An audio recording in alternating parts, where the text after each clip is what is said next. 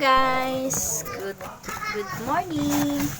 Our today's video po is magtatanggal ako ng sa kamatis, yung ganto.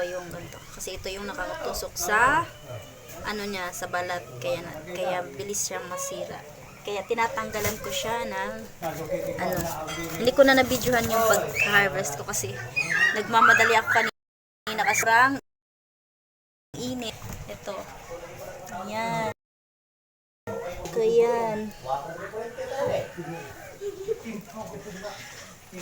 Ayan. Nilalagay ko na sa sako kasi merong bata dito na hindi namin napansin.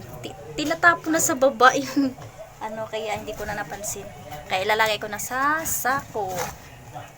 Tatanggalan ko lang yung ano ba tawag dito, yung punggay ba? Punggay sa tawag sa Bisaya sa amin. Ewan ko ano tawag sa Tagalog. Ayan.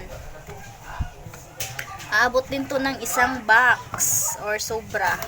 Kasi yung laman ng isang box is 25 kilos. Ayan. Kunti pa lang kasi yung hinog, kaya kunti pa lang yung harvest. By another day, ano ba yung Lunes or Miyerkules po, marami ng hinog kasi mainit na. Ayan.